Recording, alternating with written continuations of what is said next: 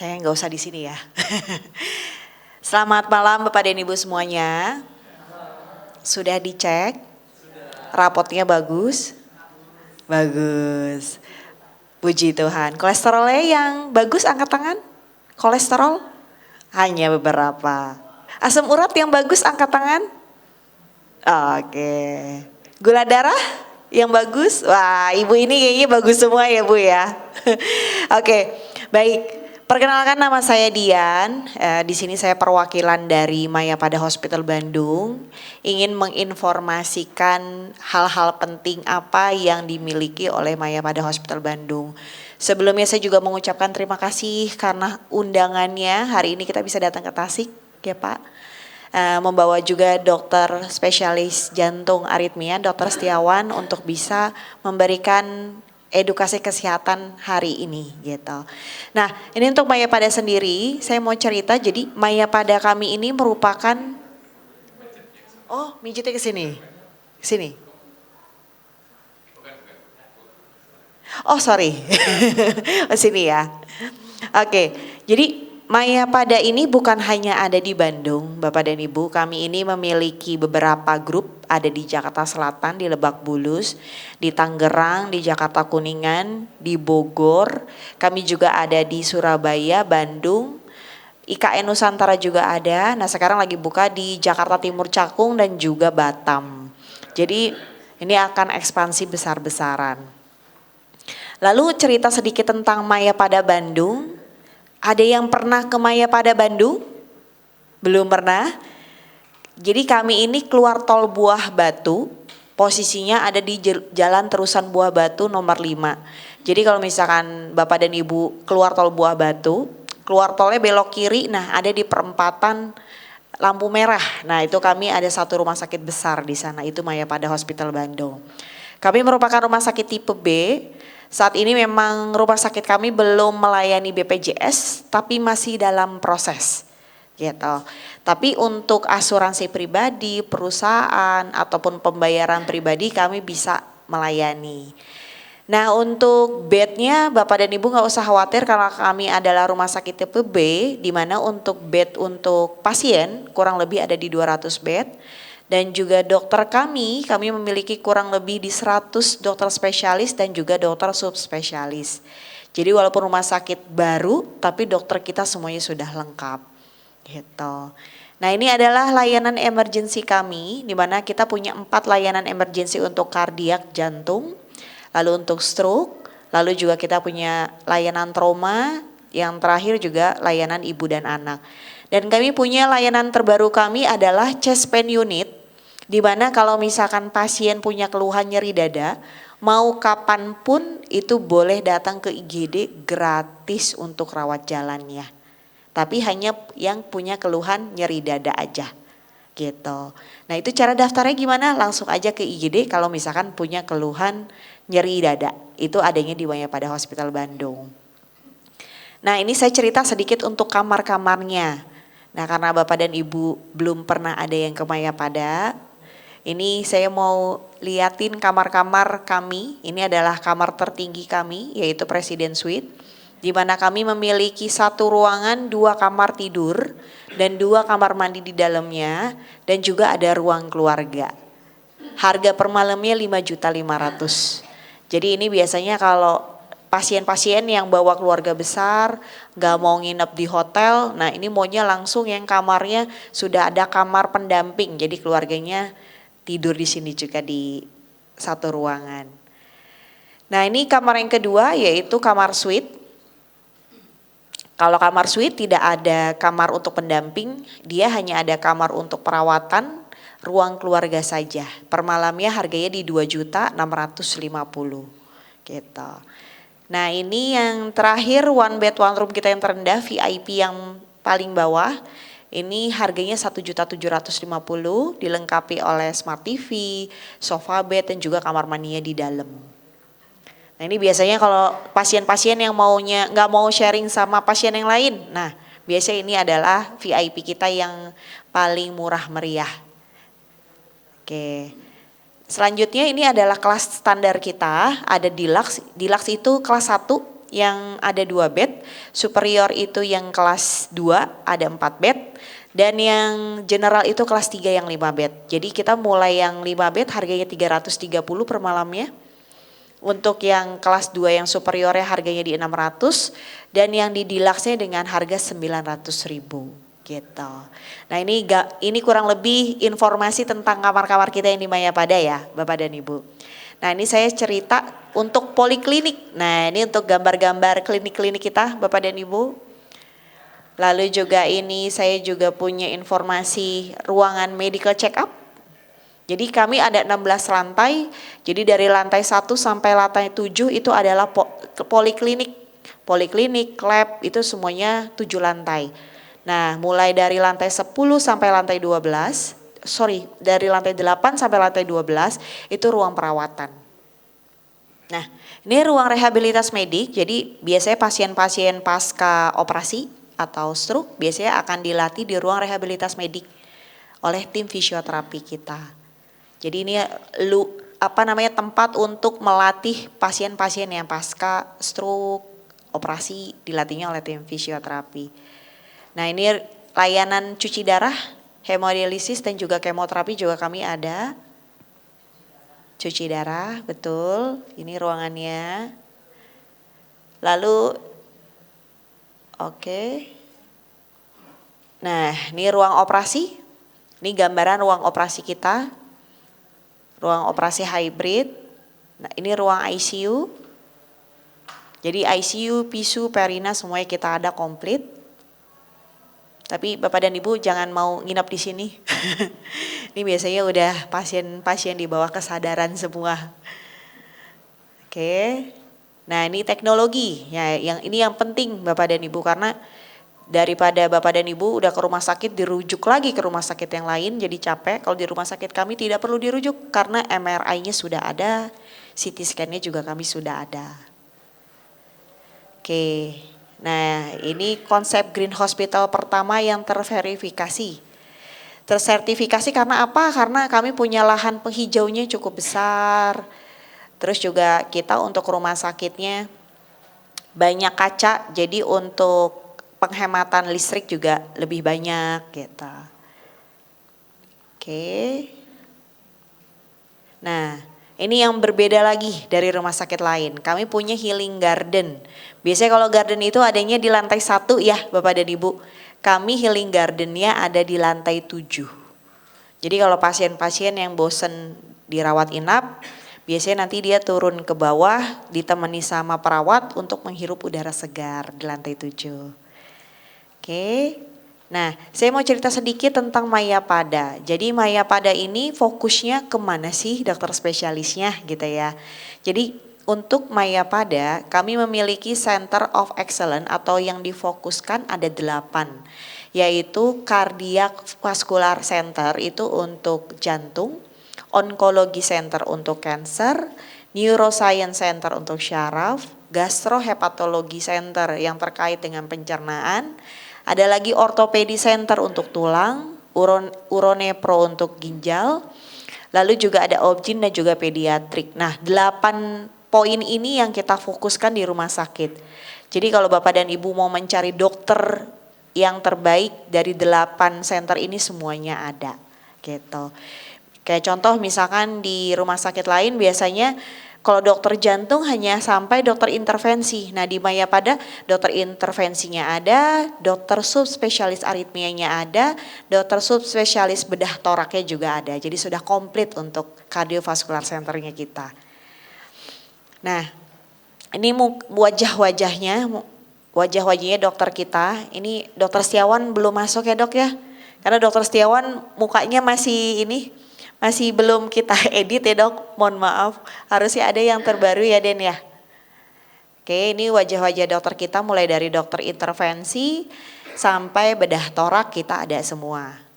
Dan salah satunya di depan kita langsung nggak pakai foto, langsung ada dokter Setiawan untuk dokter spesialis aritmianya. Oke. Nah ini untuk orthopedic center wajah-wajah dokternya. Jadi kalau orthopedic rata-rata laki-laki semua Bapak dan Ibu. Jadi ini dokter spesialisnya juga kita macam-macam mulai dari tangan, kaki, lutut, pinggul, tulang belakang semuanya ada. Nah nanti kalau ibu-ibu butuh informasi dokternya siapa aja, boleh nanti kontak ke kita buat kita kasih rekomendasi kira-kira dokter siapa yang cocok untuk keluhan tersebut. Nah ini untuk gastrohepatologi, jadi kita udah bisa melakukan tindakan gastroskopi, kolonoskopi, jadi semuanya sudah bisa di Mayapada. Bedah digestifnya juga sudah lengkap dokter-dokter kami. Jadi kita untuk bedah digestifnya pun juga dilakukan dengan tindakan minimal invasif. Jadi tidak perlu open yang terlalu besar, cukup beberapa titik saja sudah bisa dilakukan oleh dokter bedah digestif kami. Nah ini Neuroscience Center. Oke, nah ini wajah-wajahnya. Neuroscience Center mulai dari dokter syaraf vaskular sampai dokter bedah syaraf subspesialis onkologi kita juga ada semua. Terakhir ini kita baru membantu pasien kita yang terkena distonia. Ini adalah pasien Jakarta yang udah 4 rumah sakit, udah bingung dia, udah hopeless mau cari kemana, akhirnya kita bantu untuk ke Bandung bertemu dengan salah satu dokter bedah syaraf kita. Jadi distonia ini mirip kayak Parkinson. Kalau Parkinson kan biasanya cuma di satu, misalkan di tangan aja. Kalau distonia itu hampir semua badan bergerak. Nah itu bisa dibantu dikurangi geraknya oleh salah satu dokter kita, gitu. Oke, nah ini untuk dokter uronepro kita. Nah jadi ini yang terkait ginjal, saluran kemih, ini bisa. Tindakan ESWL juga di kita juga sudah bisa. Lalu di sini ada dokter onko. Nah, dokter onko ini banyak Bapak dan Ibu. Karena kalau onkologi itu dia areanya di mana-mana. Mulai dari breast ada, THT ada, mata ada, bedah syaraf pun ada. Hematologi yang terkait dengan darah ataupun kemoterapinya pun juga kita ada dokternya. Nah ini mata juga ada, bedah digestif. Jadi dokter kita untuk onkologi juga sudah sangat lengkap. Oke, nah ini untuk Opjin. Nah mungkin ada yang mau pap smear ataupun ingin mengecek rahim. Nah ini ada dokter Opjin ya. Dari yang laki-laki, yang perempuan kami juga ada. Dan ini yang terakhir dokter anak. Jadi kalau dokter anak semuanya ada, dan ada lagi yang spesial, ada dokter spesialis gastro anak. Kita pun juga ada. Gitu. Jadi kalau ada apa-apa nanti Bapak dan Ibu boleh infoin aja ke kita buat siapa sih dokter yang pas buat keluhan Bapak dan Ibu sekalian. Itu aja dari saya. Terima kasih banyak. Selamat malam. Selamat malam. Ya, sudah makan, minum Bapak Ibu? Ya, berarti semangat berarti ya. Semangat. Mungkin tadi sudah diperkenalkan sekilas ya, saya Dr. Setiawan Widodo, dokter jantung Bapak Ibu, yang gabung kurang lebih 4 bulan ini di Mayapada Bandung. Jadi saya masih baru, masih anak baru di Bandung. Kebetulan saya satu tim sebagai bagian dari KSM Jantung. Kebetulan kalau kita bicara jantung itu kita bicara bukan hanya satu organ yang besarnya sekepalan tangan kita, tapi ternyata fungsinya sangat vital dan bagiannya ternyata banyak. Saya yakin Bapak Ibu di sini mungkin tadi Bapak sempat menyebutkan selalu berpikiran kalau sakit jantung itu pasti bayangannya adalah pasang ring, jantung bengkak, selesai. Tapi ternyata ada satu ilmu, sebenarnya udah lama tetapi baru mungkin booming di akhir-akhir ini 2-3 tahun ke belakang yang kita sebut sebagai aritmia. Nanti kita sedikit diskusi tentang aritmia.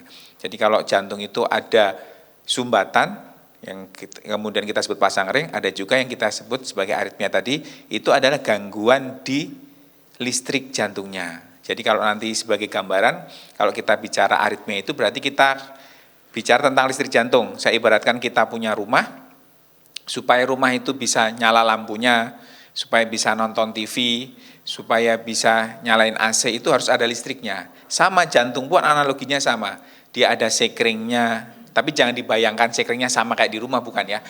Ada sekringnya, pembangkitnya, generatornya, ada kabelnya, ada terminalnya, sehingga jantung itu mampu bekerja dengan baik, yaitu memompa darah gitu ya. Nah kalau kita bicara tentang aritmia atau gangguan irama jantung, berarti kita berbicara tentang detak jantung. Gitu ya, atau biasanya lebih simpelnya denyut nadi.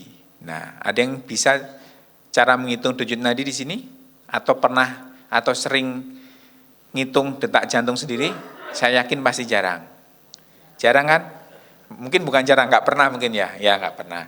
Nah kalau kita bicara aritmia berarti kita bicara tentang denyut jantung. Normalnya berapa? Normalnya itu 60 hingga 100 kali per menit ketika istirahat.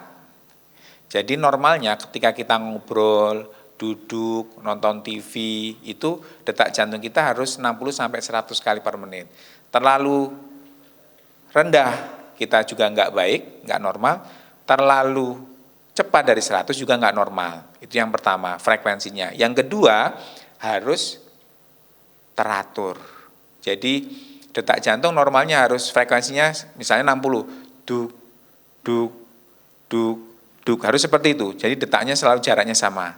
Karena kalau tidak teratur itu juga menjadi bagian dari gangguan irama jantung. Ada yang detaknya duk, duk, kayak nendang, duduk, terus normal lagi. Ada lagi yang kayak dengerin musik druk druk druk druk seperti juga ada. Nah, itu nggak normal. Jadi frekuensinya 60 sampai 100 dan harus teratur. Nah, ini cara screeningnya paling gampang. Ada yang punya jam tangan yang sekarang smartwatch, ada yang pakai, ada yang pakai. Dihubungkan dengan HP nggak Ibu? Dihubungkan. Ada yang pakai tapi nggak pernah dihubungkan. Jadi cuma dipakai aja udah gitu. Nah ternyata kalau sekarang mungkin lebih simpel, karena bukan lebih simpel, tapi ada yang namanya device yang kita sebut sebagai smartwatch. Biasanya itu sangat membantu, karena ketika kita pakai, kita konekkan dengan HP, dia bisa ngasih alarm ke kita. Oh detak jantungnya terlalu cepat, kalau kita aktivitas, oh sudah berapa, atau terlalu pelan, itu kadang kita bisa tracing lewat HP. Itu boleh, tapi tidak menjadi alat diagnostik. Dia hanya screening, oh ternyata heart rate saya rata-ratanya sekian nih, kalau diem, heart rate saya kalau jalan pelan aja kok sekian, itu bisa sebagai screening, kita bisa tracing. Tapi ada yang paling simple, namanya menari.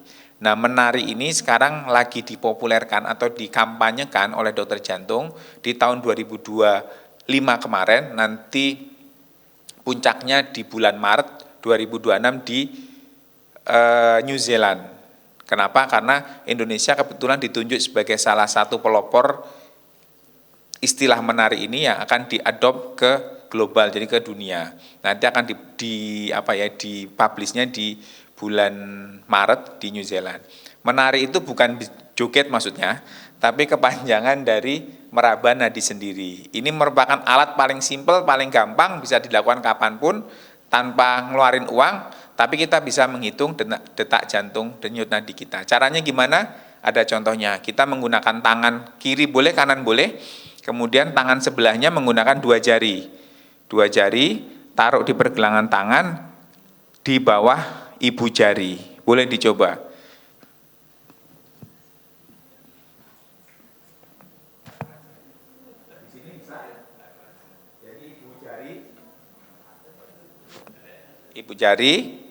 Ibu jari di pergelangannya kita raba menggunakan dua jari. Jadi gini.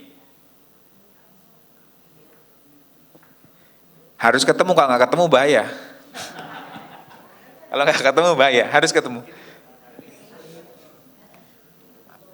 Ya kayak gitu boleh. Atau gimana? Maaf. Lepas boleh lepas dari gini. Nah. Ada di bawah. Ini kan naik. Ini apa? Ibu jari jempol turun, ada di sininya, di pergelangan tangan. Ada kerasa denyut nadinya? Yang nggak kerasa siapa? Kalau nggak kerasa nggak bisa angkat tangan pasti. Bisa ya? Nah silahkan hitung selama 30 detik. 1, 2, 3, 4 sambil lihat jam, detikan jam. Hitung selama 30 detik ada berapa denyutan yang kita rasakan. Kalau sudah ketemu, silahkan kalikan 2. Misalnya dalam 30 detik, 1, 2, 3, 4, 5, 6, 20, berarti 1 menitnya 40 kali per menit. Kalau ketemunya 30 kalikan 2, 60. Ingat, selain frekuensi, rasakan juga apakah detaknya teratur atau tidak. Nah, kita bisa gunakan ini sebagai alat screening paling gampang, paling murah, dan bisa dilakukan kapanpun. Makanya pada menari ini disarankan sesering mungkin kita bisa melakukan perabaan atau menari itu. Nanti kita lihat apa fungsinya di belakang. Udah ketemu semua ya? Yakin ya ketemu ya? Ya.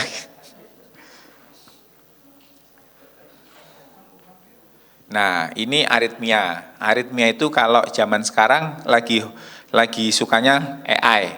Kata AI itu seperti itu.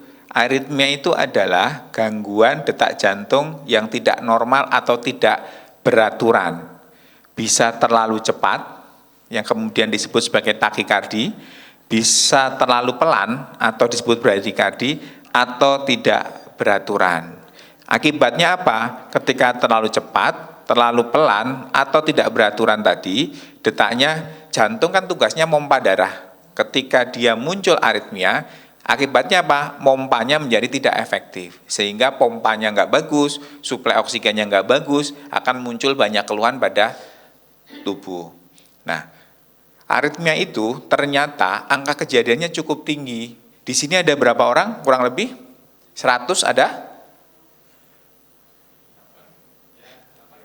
Kalau ada 100 orang itu, ternyata ada 2 sampai 5 orang itu menderita gangguan aritmia. Itu lumayan banyak. Karena ternyata angka kejadiannya itu sekitar 2 sampai 5%. Artinya kalau ada 100 orang di sini, minimal ada 2 orang gangguan irama jantung, tapi saya yakin nggak ada yang sadar. Atau merasa, mungkin saya berdebar-debar karena habis nerima duit, saya mungkin habis dikejar, mungkin karena bentar lagi peleternya datang. Jadi wah berdebar gitu ya. Tapi ternyata 2-5% itu adalah pada orang itu terjadi gangguan irama jantung.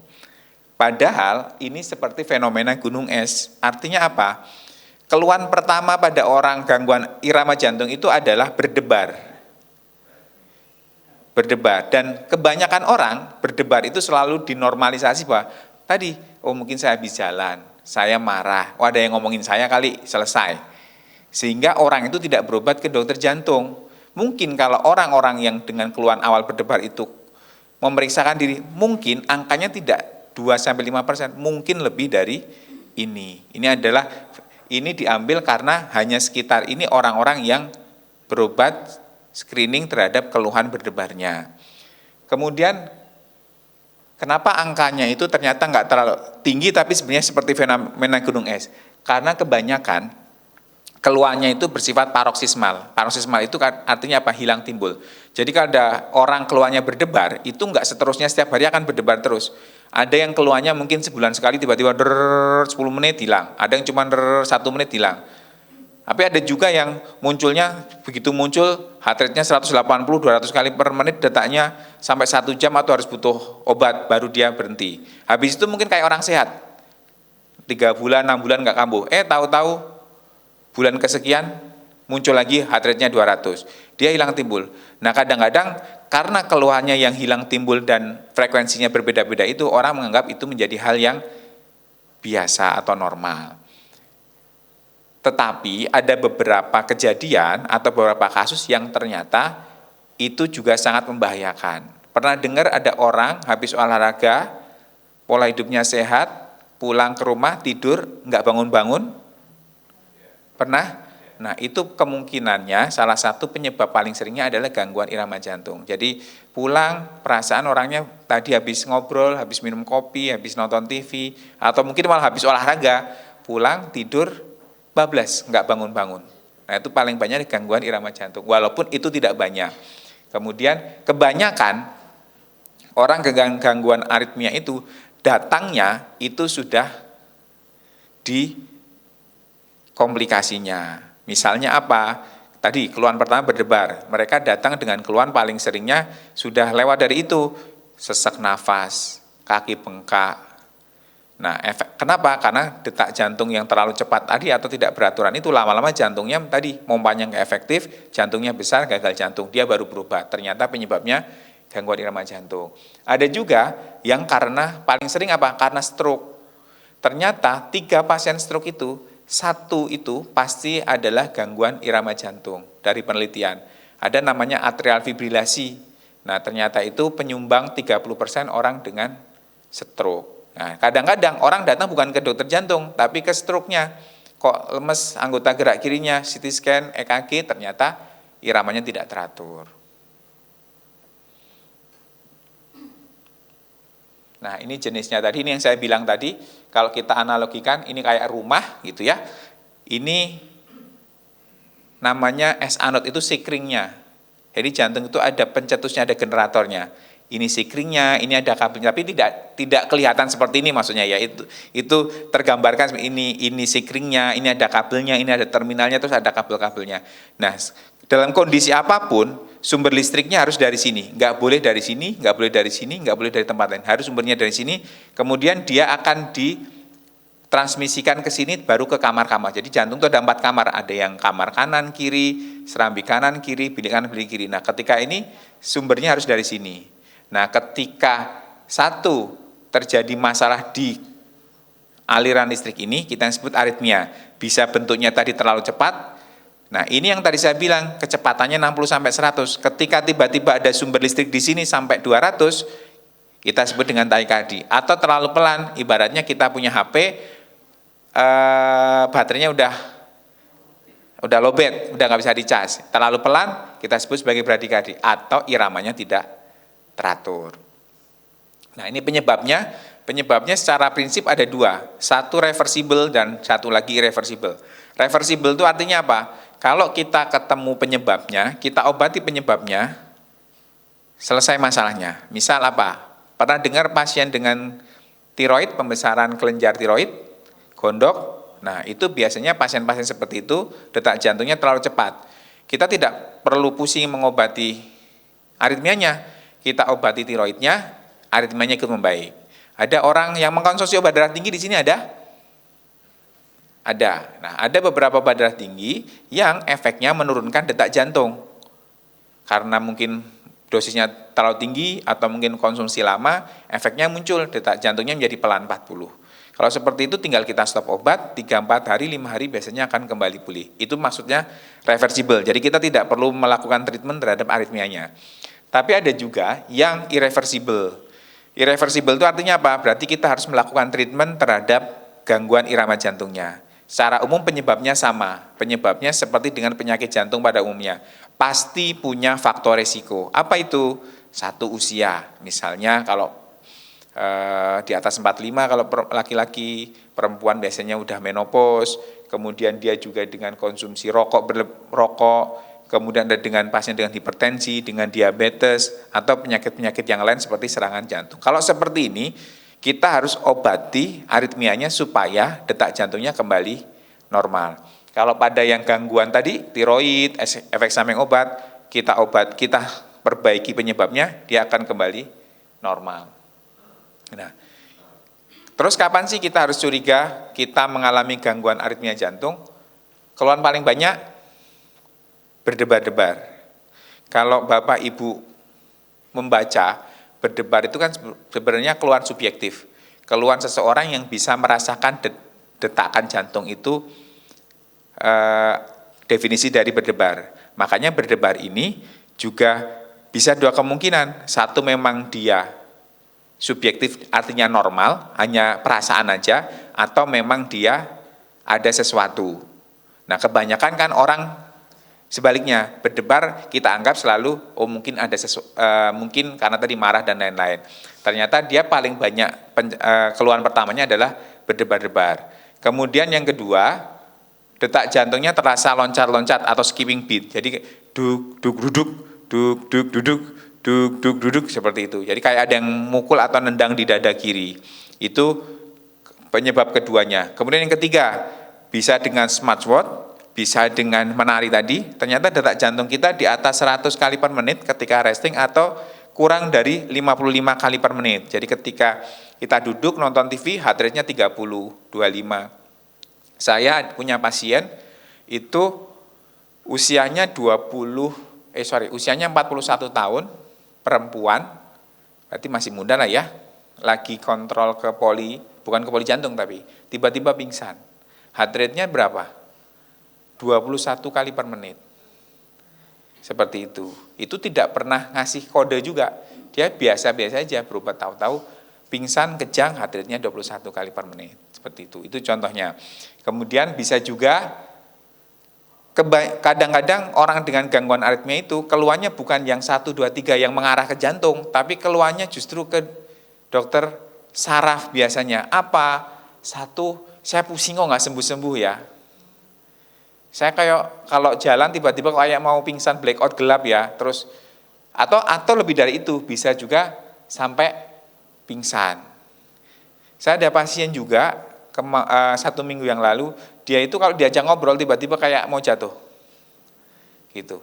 Dia udah berobat kemana-mana nggak dapat, ya kebetulan ketemu saya rekam jantung, saya tungguin itu. Ternyata jantungnya itu berhenti berdenyut kurang lebih 2 detik. Jadi saya duk terus diem, duk. Nah, ada skipping, ada beat yang jantung yang dia tidak berdenyut. Kurang lebih ada 2 detik. Artinya apa? Dia tidak memompa. Ketika seperti itu detak jantungnya pompanya nggak jalan, darah ke otak nggak ada, dia mau pingsan. Dia sudah berobat ke dokter saraf, udah di MRI, udah dari CT scan, vertigonya nggak sembuh-sembuh, ternyata problemnya bukan di saraf. Problemnya ada di gangguan irama jantung. Nah, kadang-kadang keluhannya justru bukan ke kita datangnya, tapi ke dokter saraf. Ada yang sering pusing vertigo? Enggak ada lah, itu aja ya. Nah, cara mendiagnosisnya gimana? Tadi, kalau smartwatch kemudian kita menggunakan menari, itu hanya alat screening saja, bukan alat diagnostik. Kalau sudah kita ada keluhan, kemudian kita mungkin smartwatch-nya menunjukkan ada tren yang seperti itu, atau kita coba meraba nadi kok ada yang nggak beres, atau ngerasa detaknya nggak beres. Nah, itu bukan sebagai alat diagnostik. Alat diagnostiknya yang pertama adalah dengan rekam jantung yang paling simpel. Kita melakukan rekam jantung. Pernah direkam jantung ya? Ya, itu rekam jantung itu sebagai alat paling simpel, paling murah, dan di mana-mana ada. Tapi dia punya kelemahan apa? Kelemahannya dia hanya merekam selama 30 detik. Artinya dia hanya merekam ketika dipasang saja. Sementara tadi keluhan aritmia itu kadang muncul, kadang enggak. Jadi, dok, saya kok detaknya enggak enak ya di rumah. Sampai sampai ke UGD atau ke poli, pas enggak ada keluhan, direkam jantung normal, dok. Normal Bapak Ibu, selesai. Sampai rumah kok berdebar lagi karena timingnya memang enggak pas berdebar. Gitu ya. Kemudian yang kedua bisa juga dengan USG jantung atau ekokardiografi. Yang ketiga treadmill test yang dicoba lari, kita lihat rekam jantungnya. Kemudian Holter. Nah, Holter itu sama dengan EKG, tetapi dia waktunya lebih panjang. Kalau Holter itu bisa sampai 24 jam, 48 jam, ada yang sampai 3 hari, ada yang sampai 7 hari. Gitu ya. Kalau ini makanya dengan memperlama rekam jantung diharapkannya bisa lebih banyak peluang menangkap ketika muncul keluhan. Nah, ini lebih lama lagi. Yang ILR ini, ILR itu seperti masang KB implan. Bapak Ibu mesti tahu ya, yang bentuknya kecil kayak, jadi ditaruh di bawah kulit di dada kiri. Jadi kita pakai alat kecil kayak suntikan, ditusuk sedikit di bawah kulit. Jadi kayak masang apa ya? Susuk ya. Susuk ya, benar ya. Di bawah kulit dada, bentuknya kecil, taruh di situ. Dah selesai. Itu bisa sampai 5 tahun atau 6 tahun. Jadi misalnya pada pasien-pasien orang yang pingsan, kadang-kadang pingsan, kan pingsan nggak mungkin setiap hari ya, kadang-kadang 2 bulan, 3 bulan, ada yang 1 tahun. Nah, itu kita taruh ini kalau misalnya nggak ketahuan, kemudian pasien aktivitas suatu saat pingsan atau apa, dia akan ke-record baru kita ambil. Gitu. Atau bisa juga dengan studi elektrofisiologi. Nah, kalau yang 1, 2, 3 sampai ke ILR ini, dia biasanya rawat jalan. Kalau studi elektrofisiologi itu harus rawat inap. Pernah dengar pasang ring? Ya, ini mirip seperti itu, tapi ini bukan pasang ring. Tapi kita mau mencari tadi kabel-kabel tadi itu, sikringnya bermasalah enggak, kabelnya bermasalah enggak. Itu targetnya beda, tapi caranya mirip dengan pemasangan ring. Nah, kalau sudah tertegak diagnosisnya, baru kita melakukan pengobatan. Prinsipnya pengobatan dengan 3 ini, perubahan gaya hidup, dengan obat-obatan, dan dengan tindakan medis. Ini contohnya, ini Holter yang 24 jam, ini Holter yang 3 hari sampai 7 hari. Kalau ini kelemahannya apa? nggak boleh mandi. Makanya dia cuma 24 jam aja. Karena kalau mandi dilepas dia nggak bisa, nanti dipasang lagi nggak bisa. Kalau ini dia tahan air, makanya bisa sampai 7 hari. Ini yang disebut tadi susuk ILR, ini taruh di bawah kulit sebelah dada kiri, habis itu aktivitas seperti biasa, ini bisa terhubung dengan satelitnya, servernya, ini USG, nah ini yang kita sebut dengan elektrofisiologis tadi. Jadi masuk alat, kateter kabel lah gampangnya ya, lewat pembuluh darah dari paha, masuk, nah tadi kan saya bilang ini di sini ada sekringnya, kita tes, kemudian di sini terminalnya kita tes, kemudian kabel di sini kita tes, sehingga kita tahu sebenarnya ada yang konslet nggak sih pada listrik jantung itu, seperti itu. Nah ini perubahan gaya hidup, pengobatan yang pertama, prinsipnya sama pada pengobatan jantung, perubahan gaya hidup itu nomor 1, bukan nomor 2, bukan nomor 3. Di sini yang pertama, jaga tekanan darah, ada yang tensinya tinggi tadi, pertahankan sebisa mungkin di bawah 140/90, lebih bagus di bawah 135/90, pertahankan itu, kemudian gula darah harus selalu normal. Kalau misalnya gula darah puasa kurang dari 126, kalau gula darah sewaktu kurang dari 200. Kemudian bisa juga kolesterol, paling sering kita menggunakan LDL. Kalau yang dicek tadi mungkin kolesterol total. Yang paling ideal adalah kolesterol LDL atau kolesterol jahat. Kalau misalnya belum terdiagnosis sakit jantung, itu kurang dari 130, kalau sudah pernah terdiagnosis sakit jantung harus kurang dari 70. Jadi setiap 6 bulan kalau sudah terdiagnosis harus dicek terus, targetnya harus bisa di bawah 70. Kemudian hindari rokok, kopi berlebihan, olahraga teratur, 150 menit dalam 7 hari, mau dicicil setiap hari 30 menit boleh, mau di cash seminggu 2 kali, Sabtu Minggu langsung sejam-sejam silahkan, tergantung kemampuan, atau mau cicil 30 menit 30 boleh, silahkan. Kemudian obat-obatan. Nah ini yang membedakan pengobatan aritmia dengan pengobatan jantung yang lain. Kalau pada pengobatan sakit jantung yang lain, obat itu kadang-kadang menjadi pengobatan utamanya. Nah pada aritmia itu, justru obat itu sebenarnya tidak bisa memperbaiki si kabelnya. Ibaratnya gini, kita punya rumah, ternyata ada kabel yang putus, kalau belum kita ganti kabelnya atau kita solder kabelnya, dia akan bekerja lagi enggak? Enggak akan. Sehingga sebenarnya obat yang paling utama adalah dengan tindakan untuk memperbaiki kabelnya. Peran obat di mana? Peran obat itu hanya untuk satu, mengurangi frekuensi keluhan. Misalnya sering detaknya sampai 200. Setiap bulan muncul, harapannya dengan obat keluhan berdebarnya menjadi jarang, enggak setiap kali muncul, atau kalau pas muncul mungkin cuma 150-130 sehingga tidak terlalu berat. Tapi dia tidak memperbaiki kabelnya. Kemudian yang kedua bisa juga dengan kardioversi. Kardioversi itu kejut jantung. Saya baru sebelum kesini tadi di Mayapada ada pasien yang dari pagi kejut jantung, tahu ya yang di gini. Bisa bayangin Kak gimana rasanya kalau dikejut jantung? Dari pagi jam 5 sampai tadi saya ketemu itu berarti jam 12, itu sudah 23 kali dikejut jantung.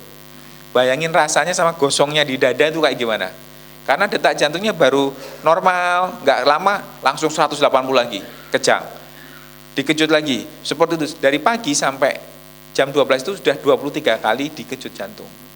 Nah, kejut jantung itu bukan sebagai obat, dia hanya memberikan dalam kondisi emergensi supaya detak jantung yang tadi terlalu cepat itu cepat turun, harapannya dia bisa terselamatkan. Tapi setelah itu harus dicari juga penyebabnya apa, harus diperbaiki seperti apa. Itu bisa juga dengan kejut jantung.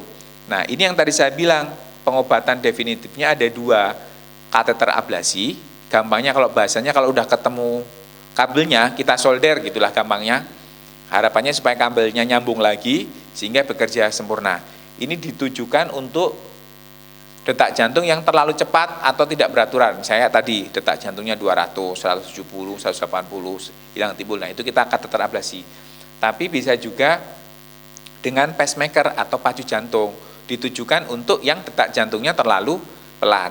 Punya HP, produknya udah dari tahun 2010, udah 15 tahun, baterainya udah lowbat, nggak bisa dicas, kita kasih baterai jantungnya supaya kerjanya menjadi normal kembali.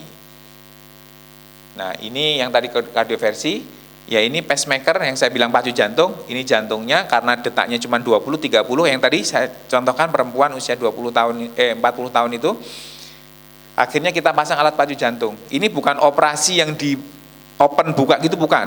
Kita lakukan sayatan kecil, selebar 3 jari gini, ada di dada kiri biasanya, kemudian kita masukkan lead kabel lah gampangnya, lewat pembuluh darah, dia masuk ke jantung, kita masukkan ke ruang jantung sini, kemudian kita hubungkan dengan baterainya, taruh di bawah kulit, kita tutup. Nah, baterai ini biasanya bisa bertahan sampai 12 tahun. Makanya setiap tahun kita cek ulang, kira-kira sudah habis atau belum. Kalau misalnya panjang umur, dia masih mampu berapa tahun lagi. Dan ini juga nggak bisa dicas. Makanya begitu sudah habis baterainya, kita buka, kita lepas baterainya, kita ganti yang baru. Gitu. Nah ini ablasi, tadi saya bilang ini kateternya masuk, selangnya, kita tahu di sini masalahnya, terus kita keluarkan gelombang radiofrekuensi, biasanya hangat, kurang lebih di 30 derajat Celcius selama 30 detik untuk mematikan sumber pencetus detak jantung yang cepat.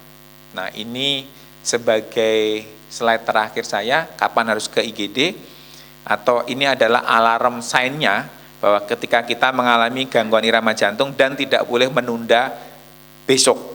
Kapan? Ketika berdebar cepat, disertai dengan gangguan sesak nafas, atau nyeri dada, atau malah dizziness. Dizziness itu kayak tadi vertigo, kayak kelingan, kayak mau pingsan, blackout, atau bahkan sampai pingsan, harus segera ke IGD, jangan menunda besok. Kenapa? Karena tadi kita harus tahu rekam jantung pada saat keluhan itu apa, sehingga aritmianya tahu jelas apa, harapannya treatmentnya menjadi jelas apa. Dari saya mungkin sekian, tanya. Mungkin ada yang mau ditanyakan? Iya Bapak Ibu, silakan jika ada yang mau bertanya sehubungan dengan, oh ya, Ibu Lucy silakan Bu. Terima kasih Pak untuk penjelasannya. Saya mau tanya, kalau itu detak jantungnya tidak beraturan, apakah itu juga bisa terdeteksi dari pegang di sini Pak? Bisa Bu. Sama berarti? Sama. Jadi di sininya enggak benar, itu bisa dideteksi dari sini juga ya Pak? Oh bisa, bisa. Sama ya Pak Sama. ya? Oh iya ya. Sebenarnya kalau kadang-kadang orang itu juga udah sense-nya beda-beda ya. Kalau mungkin ibu nggak pernah meraba nadi sendiri, jarang gitu, pasti pertama kali meraba nadi semuanya dianggapnya sama, ini beraturan atau enggak. Tapi ketika sering itu pasti akan ngerasa ada sesuatu yang beda ketika detaknya berbeda. Karena biasanya kalau tidak beraturan itu jelas ada dua. Satu tidak beraturan biasa. Biasanya itu dari dada juga kerasa. Duk, duk kayak ada yang nendang, duduk, duk, duk. Tanpa meraba pun biasanya kerasa, duduk, seperti itu, satu. Tapi ada juga yang tadi saya bilang, salah satu penyebab stroke paling banyak, atrial fibrilasi. Itu iramanya benar-benar tidak teratur. Jadi kalau kita raba nadi itu benar seperti itu akan sangat terasa. Gitu. Sudah menjawab Bu? Ya silakan. Sebentar Bu. Selamat malam Dok, perkenalkan saya dengan Nane. Saya mau cerita dulu sebelumnya, saya 8 tahun yang lalu divonis gangguan irama jantung Dok. 8 tahun yang lalu itu, setelah itu saya tidak cek kembali, jadi saya abaikan. Dan tahun-tahun berikutnya saya mengalami hal seperti yang dokter bilang, semuanya. Sampai itu yang terakhir kali adalah seminggu yang lalu, itu saya mengalami. Yang mana Bu? Yang berdebar atau berdebar jantung, saya kelingan Dok, nyeri dada, tapi memang tidak sampai sesak nafas. Saya itu nyeri dada aja yang sangat-sangat sakit Dok. Sebelumnya waktu beberapa bulan yang lalu, itu sampai punggung saya itu seperti ditusuk-tusuk. Jadi saudara saya bilang, coba deh mungkin dari lambungnya. Dan saya dikasih lansoprazol Dok. Begitu saya minum lansoprazol, yes, dalam waktu sekian menit itu jantung saya normal kembali. Kalau dulu-dulunya itu Dok, setiap saya mengalami hal seperti itu, saya hanya langsung rebahan dan saya atur nafas saya. Batuk-batuk juga? Dibatuk-batukin? Enggak dong. Tapi saya coba untuk batuk, karena katanya kan kalau misalnya lagi adanya itu dibatukin aja katanya gitu. Saya sudah batukin, udah gitu saya atur nafas saya, itu kembali normal, nggak kenapa-napa. Tapi belakangan ini, tahun-tahun ini tidak bisa lagi dok.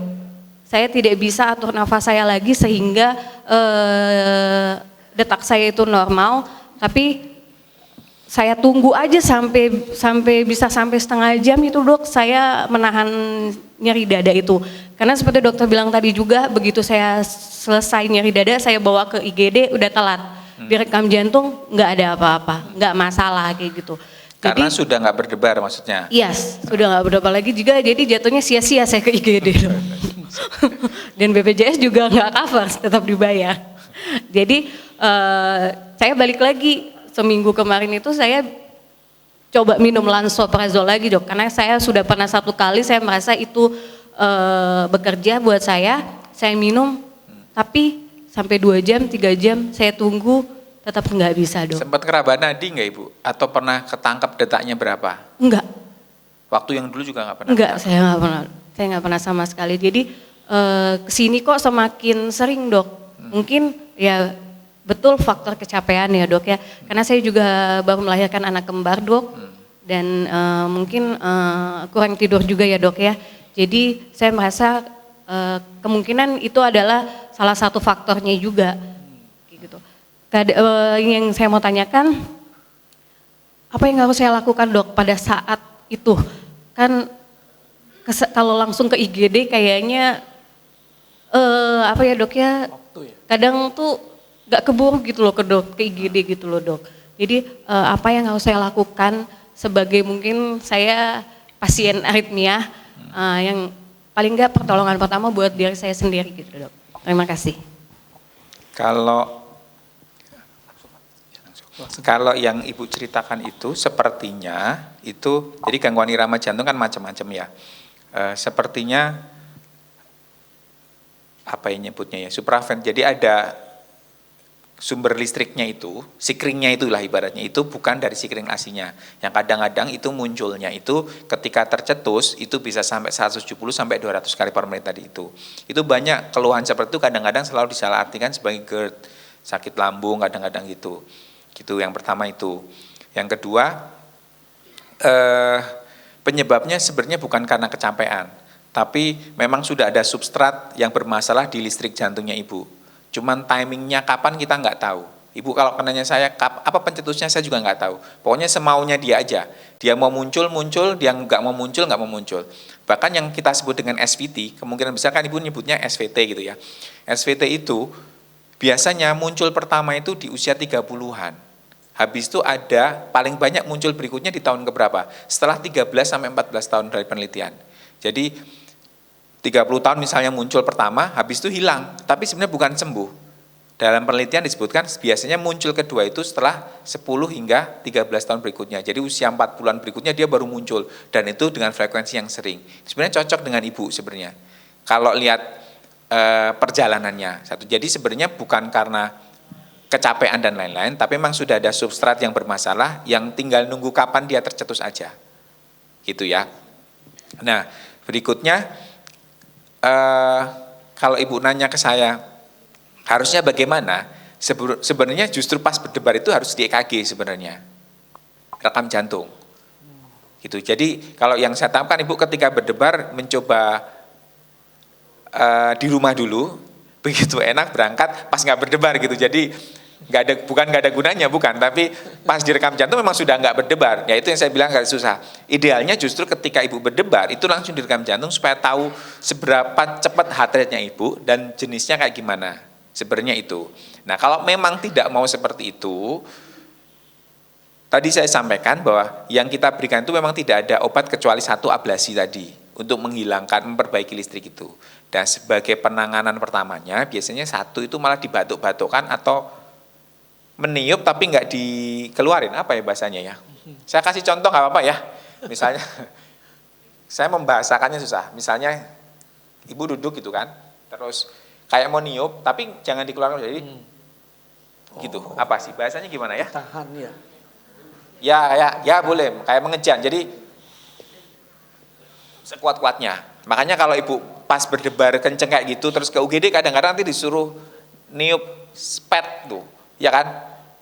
Itu kenceng supaya refleks kita ada namanya refleks vagal gitu ya, itu supaya menurunkan. Tapi itu tidak menyelesaikan masalah. Ketika itu udah turun, ya tinggal nunggu kapan dia tercetus lagi maksudnya gitu. Jadi dia hanya penanganan berikutnya. Ya definitifnya memang dengan ablasi tadi sebenarnya gitu. Dan obat ya sama, misalnya ibu minum obat. Satu, pada obat aritmia itu dalam penelitian tidak ada penelitian yang efektivitas pengobatan aritmia jangka panjang. Misalnya ibu karena udah dapat terus sering dapat obat ya, terus minum obat rutin, itu tidak ada penelitian yang mengatakan bahwa jangka panjang pada obat-obat aritmia itu efektif, itu nggak ada. Dan enaknya itu kalau aritmia, kalau orang pasang ring, setelah pasang ring harus minum obat long life ya. Kalau aritmia itu setelah dilakukan ablasi malah nggak boleh minum obat seterusnya sebenarnya gitu.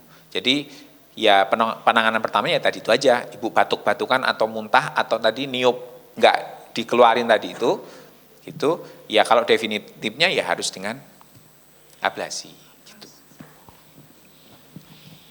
Ada lagi? Selamat malam dok. Oh ya silakan. Nama saya Lili. Usia 68 tahun. Dan ketika usia 66 tahun, tahun 2025, saya sempat waktu dokter di Tasik bilang mesti pasang 2 ring. Tapi akhirnya saya ke Bina Waluya di Jakarta, ditangani. Ketika masuk Bina Waluya, sudah normal semua selama seminggu, mesti tunggu pembersihan gumpalan darah. Selama 1 minggu, setelah itu ditindak. Akhirnya cuma pasang 1 ring.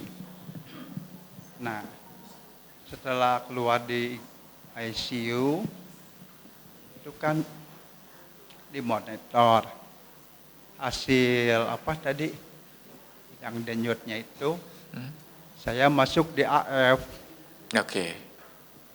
Sampai akhirnya besoknya ya yang dikejut itu. Dikejut. Ya. Setelah itu, setelah dikejut 1 kali, udah masuk ke AV lagi. Setelah itu besoknya pulang. Terus 3 bulan kemudian kontrol. Katanya ini mesti dikejut lagi. Nah tapi saya bilang coba aja dok pakai obat dulu. Sampai bulan berikutnya dokter bilang nggak usah dikejut. Tetapi di rumah saya kan dimonitor tensi sama diastolik, sistolik. Sempat sampai di denyutnya 40 Pak. Tapi setelah itu saya berobat lagi, kontrol, dikasih obat tensi, obat kolesterol, obat pengencer darah, Cordaron, sama Lixiana. Sampai sekarang masih Pak? Sampai sekarang udah ada peningkatan di 50 sampai 60 lah di situ mainnya. Cordaronnya masih? Apa? Cordaronnya masih? Masih. Sampai di 50, 60. Yang bagian atasnya sekarang udah meningkat di 60 sampai udah meningkat sampai dari 80 sampai 95. Kalau menurut dokter ini saya harus bagaimana dok? Kalau jadi ini kan ceritanya Bapak ada 2 problem ya. Yang satu kan sudah beres yang dipasang stent ring itu ya.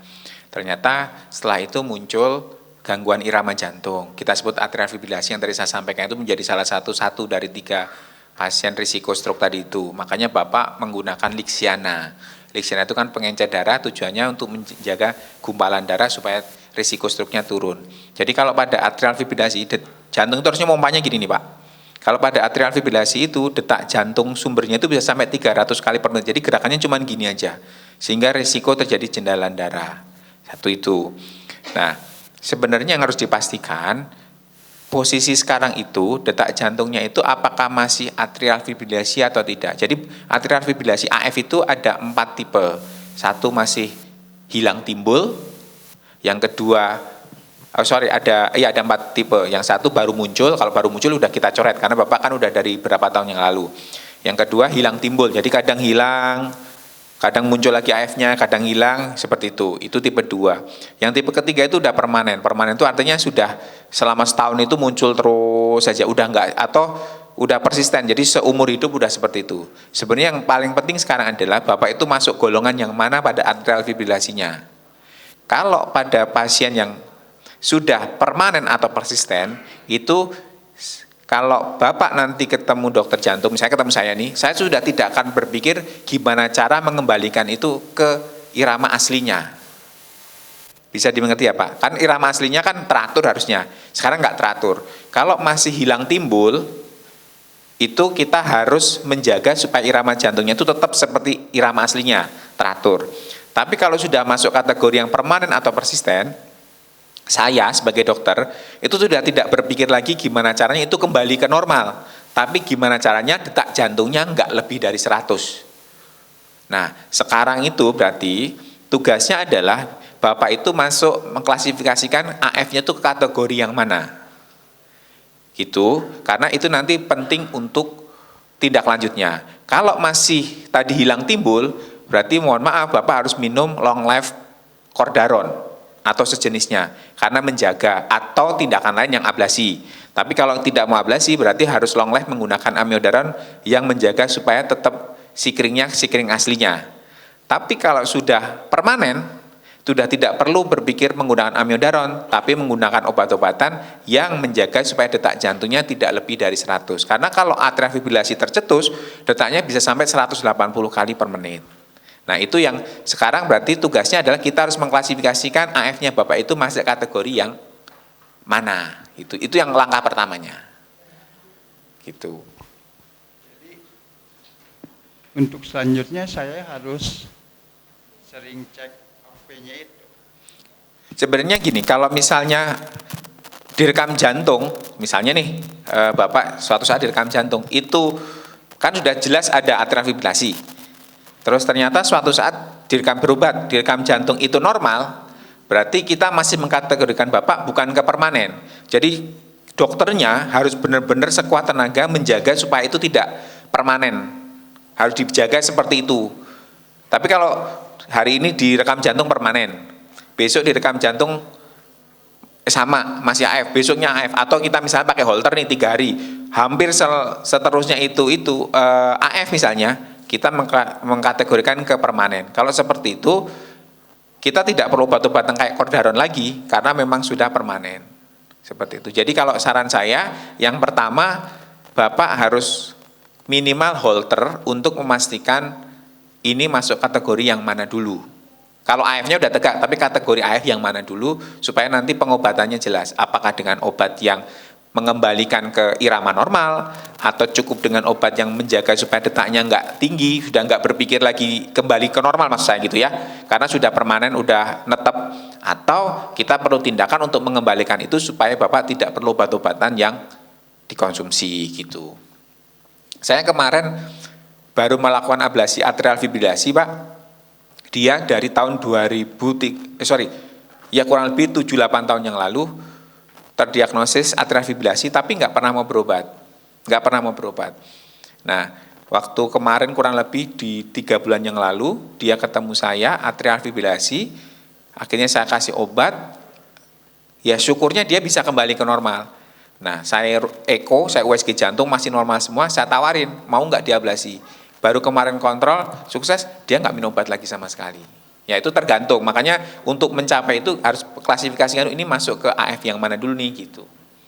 Saran saya sih holter Pak yang pertama. Jadi saya harus kontrol EKG setiap bulan enggak? Oh enggak harus Pak. Kalau EKG setiap Bapak kontrol yang sekarang, yang Lixiana dan lain-lain dapat dari mana?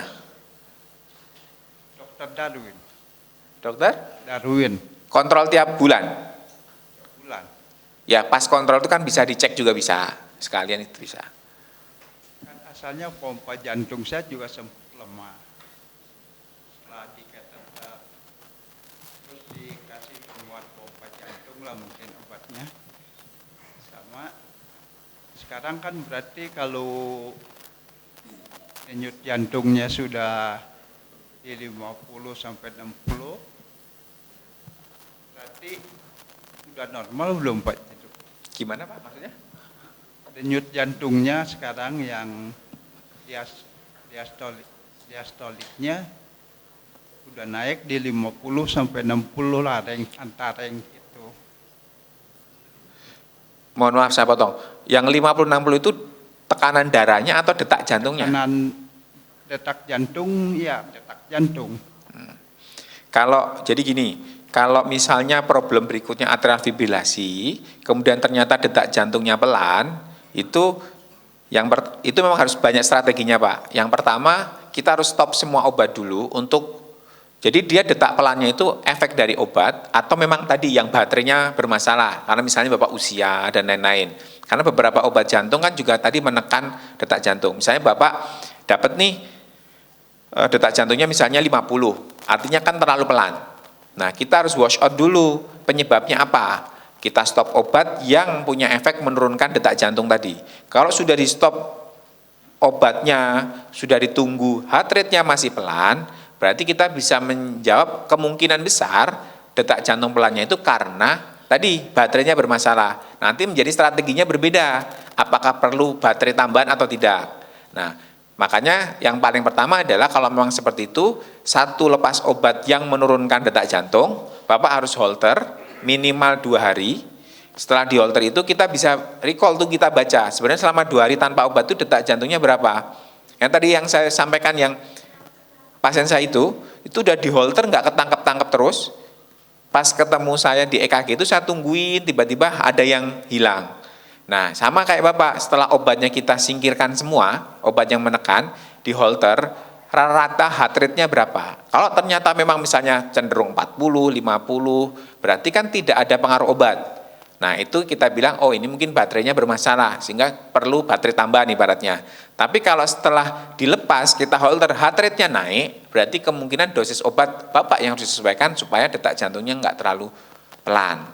Jadi kuncinya menurut saya adalah sekarang gimana kita Bapak wash out obat, holter untuk menentukan arahnya kemana. Seperti itu.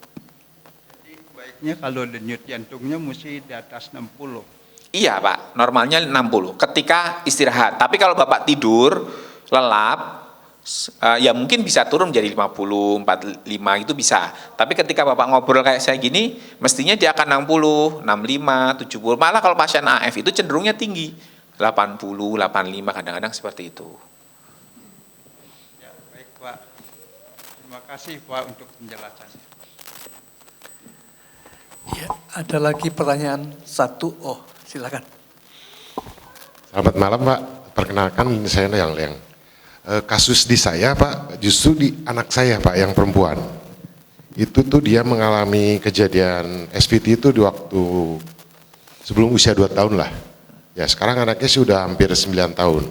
Nah yang jadi pemikiran saya sih sebetulnya simpel Pak.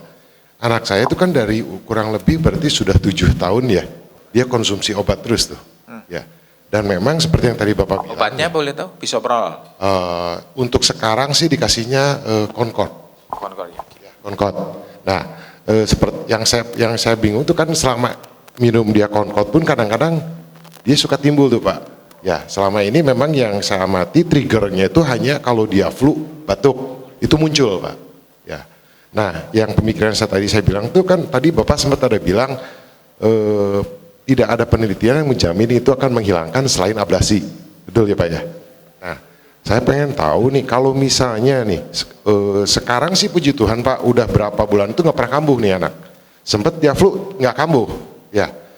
Nah saya tuh kalau misalnya saya lepas tuh obat, ya Karena kan kalau selama ini pun dia konsumsi pas obatnya dia minum, timbul tuh. Kita kan waktu itu saya dikasih saran obatnya ada tambahan lain Pak, isoptin. Ya. Nah, yang saya tanyakan tuh kalau saya ingin benar-benar melepas itu obat, berarti kan solusinya harus ablasi Pak ya. Nah, untuk ablasi itu minimal tuh misalnya di usia berapa gitu Pak? Ya, itu mungkin pertanyaan saya itu aja Pak. Berat badan berapa Pak? Berat badannya saya sih kurang jelas. Cuma agak gemuk sih Pak. Anaknya gede. Gede. Ya, yang saya takutkan kan ya itu minum obat terus kan efeknya ada nggak buat perkembangan anak saya gitu kan. Yang saya takutkan itu Pak. Ya. Ya, thank you. Jadi mirip sama yang Ibu. Ya, memang kemungkinan kalau pada putra Bapak udah ketangkep. Putri, Ibu cuma belum ketangkep aja Bu, tinggal nunggu ketangkepnya.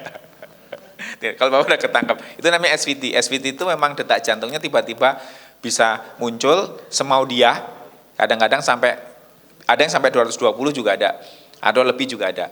Nah, pada SVT itu sumber listriknya itu yang tadi saya sampaikan, sekringnya itu ada sekring lain selain dari sekring yang kalau kita rumah itu kan sekring biasanya di ruang tamu ya. Nah, ternyata di ruang tamu itu ada sekring 2. Yang satu sekring asli yang kecepatannya 100 kali per menit, yang satu sekringnya itu bisa sampai 200 kali per menit. Nah, itu kapan tercetusnya? Mungkin Bapak mengamati ketika sakit, tapi prinsipnya sekringnya udah ada yang lainnya, itu ada substratnya kayak yang Ibu tadi. Nah, obatnya itu memang definitifnya memang satu-satunya jalan ablasi. Gitu yang pertama itu. Obat itu hanya perannya gimana caranya supaya nggak sering kambuh kayak Bapak. Mungkin kalau dulu kalau pas kambuh bisa sampai 170, mungkin sekarang cuma berhenti misalnya tapi kadang muncul aja. Nah, yang kedua, dari penelitian memang tidak ada obat yang efektif menjaga pada pasien aritmia itu dalam jangka lama. Itu pun bukan mengobati tapi menjaga keluhan. Jadi misalnya nih udah minum 5 tahun itu bukan berarti nggak kambuh, itu bukan berarti hilang substratnya, tapi mungkin ketekan dengan obat aja optimal sehingga dia tidak muncul. Gitu. Nah, kalau misalnya Bapak mau lepas, kalau belum ablasi sebenarnya boleh nggak? Boleh, wong minum obat aja juga bisa tetap kambuh kan sebenarnya, tetapi harus selalu punya persiapan di rumah, itu kuncinya yang pertama. Yang kedua, kalau pas 10 tahun ya Pak, 9 tahun bisa nggak diajarin kayak tadi suruh batuk gitu-gitu, kalau bisa itu juga lebih enak sebagai pertolongan pertama. Nggak efeknya. Yang berikutnya ya paling memungkinkan, kalau mau aman, dalam artian ya ablasi. Ablasi itu sebenarnya tidak ada batasan dari usia, tapi menggunakan berat badan. Karena alat yang masuk itu kan masuk ke pembuluh darah. Harapan kita kan pembuluh darahnya juga udah besar. Biasanya gitu. Jadi kalau misalnya beratnya sudah 9 tahun tuh mestinya udah ada 20-30 kilo. Badannya gemuk. Ya kalau 20 lebih ada ya. Ya kalau 20-30 itu sudah bisa sebenarnya dilakukan tindakan ablasi dengan harapan pembuluh darahnya udah lebar sehingga alatnya bisa masuk. Cuman yang nggak nyamannya kalau pada ablasi pada usia yang lanjut, udah dewasa, itu biasanya sebenarnya kan ablasi itu paling enak kan kalau tidak dibius. Jadi malah biusnya bius lokal di sini. Cuman kalau pada anak kan mau nggak mau harus ditidurkan supaya tidak, kan nggak, pasti takut lah kalau anak-anak masuk seperti itu. Jadi kalau Bapak sekarang belum, dalam tanda kutip belum siap untuk dilakukan ablasi misalnya, karena pertimbangan kasihan dan kan itu wajar ya, pertimbangan sosial, ya kalaupun Bapak nggak mau minum obat rutin, putrinya nggak masalah, tapi tetap harus selalu sedia obat itu karena kita nggak tahu kapan dia akan muncul. Kalau memang sudah siap, ya disarankan untuk ablasi sebagai definisi terapinya. Gitu. Bisoprol yang konkor yang 2,5. 1,25. Nah, kalau seandainya suatu saat udah minum 1,25, sorenya masih kambuh, bisa diekstra satu lagi sampai 2,5 sebenarnya. Ya. Gitu. Oke, cukup menjawab? Iya, terima kasih. Dok, kalau obat-obatan yang diminum itu secara rutin ya, apakah harus seumur hidup dok, kayak obat hipertensi, diabetes gitu ya? Karena saya mengkonsumsi. Saya jadi lupa, saya terputus Pak. Tadi kalau terkait obat-obatan jangka panjang tidak mengganggu itu ya, perkembangan. Tadi kan nanya itu ya. Jadi kalau misal pun harus minum obat setiap saat untuk saat ini, dia tidak akan mengganggu tumbuh kembangnya. Jadi nggak ada masalah itu, ya. Nah kalau terkait obat hipertensi, diabetes, nah ini yang harus kita sepakati dulu nih. Penyakit jantung, hipertensi, diabetes itu yang harus digarisbawahi adalah bukan penyakit infeksi. Kita nyebutnya penyakit kronis atau degeneratif. Artinya apa? Artinya penyakitnya itu, kalau penyakit infeksi itu misalnya pasien dengan infeksi paru, kasih antibiotik 3 hari, 5 hari, kuman mati, selesai. Kalau ini adalah penyakit yang berhubungan dengan pola hidup, usia, dan lain-lain. Makanya kita sebut sebagai penyakit kronis. Makanya konsepnya itu bukan sembuh. Itu harus disamakan dulu persepsinya. Konsepnya adalah terkontrol. Kalau sembuh itu artinya selesai masalahnya, udah nggak perlu minum obat. Kalau terkontrol itu artinya terkontrol sesuai dengan target. Misal pasien dengan hipertensi targetnya 140/90, tensinya 200, kita berikan obat dan lain-lain atau apapun caranya, dia terkontrol di bawah 140. Diabetes misalnya tanpa obat, diet, olahraga dan lain-lain, dia terkontrol, bisa sesuai target tanpa obat, itu bisa. Artinya apa? Pengobatan yang pasien kronis itu yang pertama adalah pola hidup.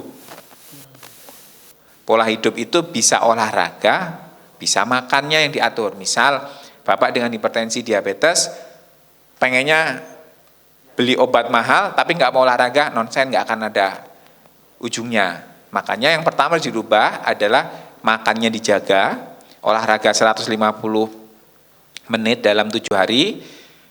Mungkin awal-awal nggak apa-apa minum obat. Ke depan ternyata misalnya hipertensi, ternyata sudah oke nih, kita turunkan dosis, kita stop, terkontrol. Artinya tetap tanpa obat misalnya 130. Kita sebutnya pasien hipertensi ini terkontrol dengan diet. Diabetes mellitus terkontrol dengan diet. Tanpa obat boleh, boleh, yang penting terkontrol. Tapi harus diingat bahwa itu bukan sembuh. Artinya apa? Meskipun nggak minum obat, mungkin seminggu sekali, 2 minggu sekali, sebulan sekali, harus tetap cek tekanan darah, harus cek diabetesnya tergantung apa. Itu. Jadi bisa lepas? Bisa.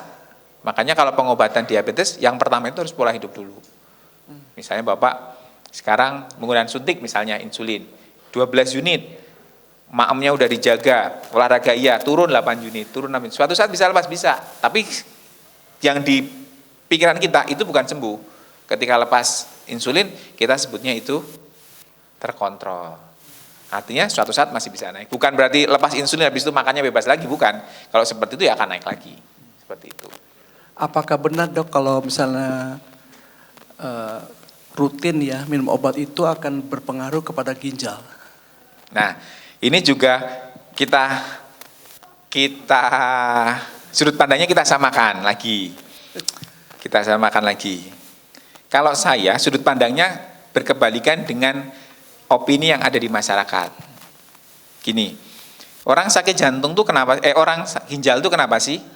Sama, faktor resikonya karena hipertensi, karena diabetes.